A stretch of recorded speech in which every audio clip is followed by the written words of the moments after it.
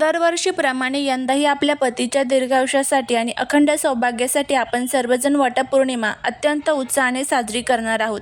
वटपौर्णिमेचा हा पावन सण जितका महत्त्वाचा आहे, तितकेच या दिवशी पाळायचे नियम आणि काही गोष्टी टाळणे देखील अत्यंत आवश्यक मानले जाते.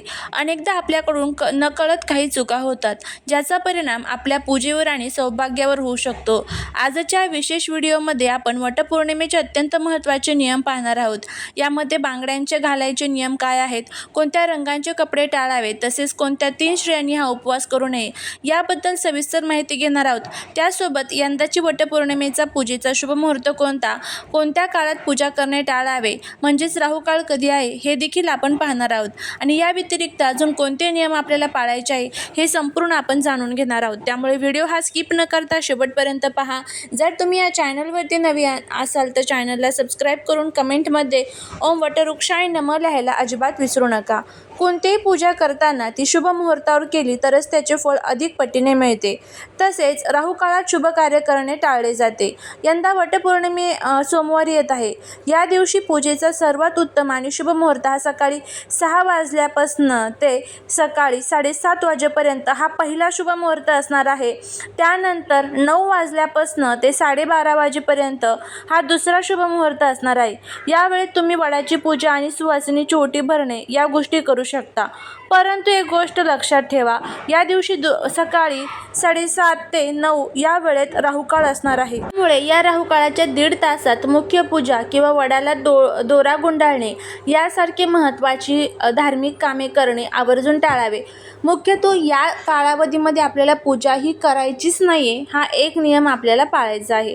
आता आपण पाहूया या दिवशी वेशभूषा आणि दागिन्यांचे म्हणजेच विशेषतः बांगड्यांचे काय नियम आहे.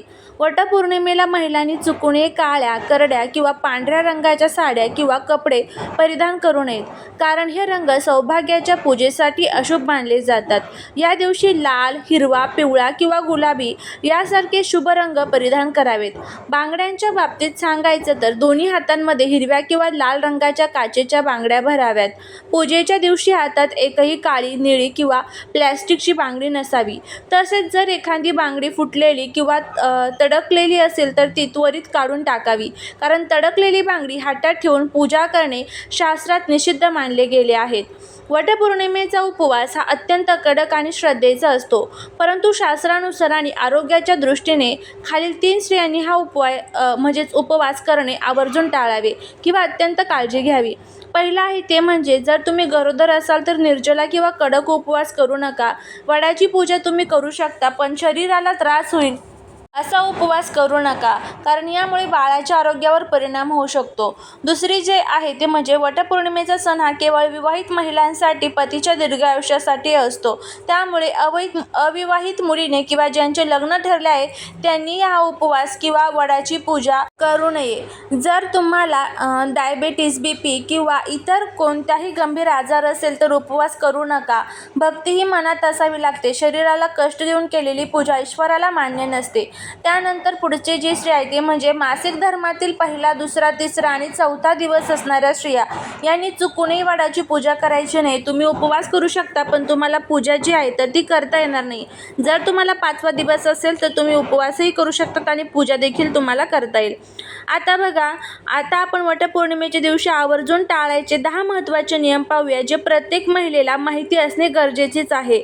पहिला नियम जो आहे तो म्हणजे शक्यतो जिवंत वडाच्या झाडापाशी जाऊनच पूजा करावी.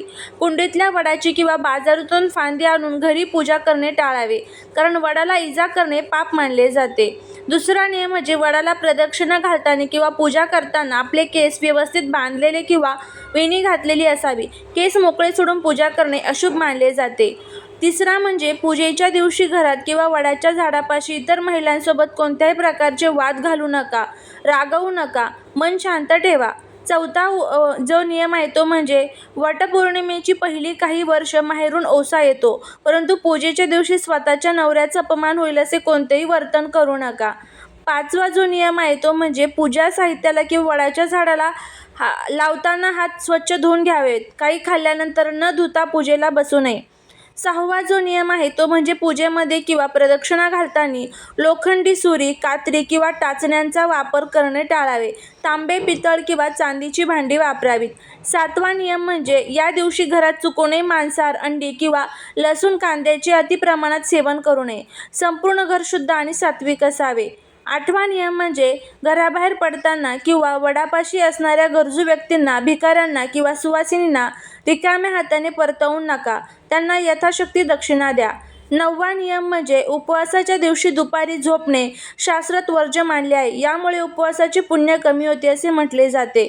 आणि 10वा नियम म्हणजे वडाला सुताचा दोरा गुंडाळताना नेहमी घड्याळाच्या काट्याच्या दिशेने म्हणजेच डावीकडून उजवीकडे प्रदक्षिणा घालावी. उलट्या दिशेने प्रदक्षिणा घालू नये. वटपौर्णिमेच्या दिवशी वडाच्या झाडाला 7 किंवा 108 वेळा सुताचा दोरा गुंडाळताना तो मधूनच तुटणार नाही याची विशेष काळजी घ्यावी. आणि जर दोरा चुकून तुटलास तर तिथेच थांबून देवाकडे क्षमा याचना करावी आणि उरलेला दोरा पुन्हा व्यवस्थित बांधावा. पूजेसाठी लागणारे वाण म्हणजेच ज्यामध्ये आंबे, फणस, करवंद किंवा इतर फळे असतात ते वाण दुसऱ्या सुवासिनीला देताना नेहमी पदराआडून आणि अत्यंत आदराने द्यावे. असे केल्याने सौभाग्याची देवाणघेवाण होऊन सुख समृद्धी वाढते असे मानले जाते. या दिवशी नवीन लग्न झालेल्या मुलींनी पहिल्या वर्षी आपल्या सासूच्या आणि घरातील मोठ्या स्त्रियांच्या मार्गदर्शनाखाली पूजा करावी. तसेच पूजा पूर्ण झाल्यावर घरातील पती, सासू, सासरे आणि इतर ज्येष्ठ व्यक्तींच्या पाया पडून त्यांचे आशीर्वाद घ्यायला विसरू नका. कारण मोठ्यांचे आशीर्वाद हेच आपल्या सौभाग्याचे खरे रक्षण कवच असते. वटपौर्णिमेचा उपवास सोडताना काही विशेष नियम पाळावे लागतात. जसे की दिवसभर कडक उपवास केल्यानंतर संध्याकाळी किंवा दुसऱ्या दिवशी सकाळी जेव्हा तुम्ही उपवास सोडाल तेव्हा सुरुवातीला वडाची पाने किंवा त्या दिवशी पुजलेले अन्न खाऊनच उपवास सोडावा. तसेच उपवास सोडताना अन्नामध्ये कांदा, लसूण नसलेले सात्विक जेवणच असावे. जर एखाद्या महिलेला मासिक पाळी असेल तर तिने स्वतः वडाला स्पर्श करू नये किंवा मुख्य पूजा करू नये. परंतु आपल्या पतीच्या दीर्घायुष्यासाठी ती मनातल्या मनात उपवास धरू शकते आणि घरातील इतर सुवासिनींकडून वडाच्या झाडाची पूजा करून घेऊ शकते. कारण शास्त्रानुसार मनातील भक्ती आणि भावना सर्वात श्रेष्ठ मानली गेली आहे. वडाची झाडे ब्रह्मा, विष्णू आणि महेश या तिन्ही देवांचे रूप मानले जाते आणि त्याच्या पारंब्या ह्या सावित्रीचे रूप मानल्या जातात. त्यामुळे या पवित्र वृक्षाची पूजा करताना मनात पूर्ण श्रद्धा, शांतता आणि सकारात्मक विचार असणे अत्यंत गरजेचे आहे. पूजेच्या दिवशी जुन्या किंवा फाटलेल्या साड्या परिधान करणे टाळावे आणि शक्यतो संपूर्ण 16 शृंगार करूनच पूजेला बसावे. ज्यामुळे घरात लक्ष्मीचा वास राहतो आणि पती-पत्नींमधील प्रेम अधिक दृढ होते. तर अशा पद्धतीने हे काही नियम जे आहे तर ते आपल्याला या दिवशी पाळायचे आहेत. आता जर तुम्ही यामधनं तुमच्याकडं कोणता नियम जर तुमच्याकडनं पाळला गेला नाही किंवा कोणता नियम जर तुमच्याकडनं भंग झाला तर मग काय करायचं, तर मग त्याऐवजी तुम्ही वटवृक्षाची माफी मागायची आहे, सत्यवान आणि सावित्रीची माफी मागायची आहे, भगवान शिव आणि भगवान विष्णूंची माफी मागायची आहे आणि आपली जी काही पूजा असेल तर ती संपन्न करून घ्यायची आहे. अशा पद्धतीने आपल्याला हे काही छोटे छोटे नियम जे आहेत तर ते या वटपौर्णिमेला पाळायचे आहेत.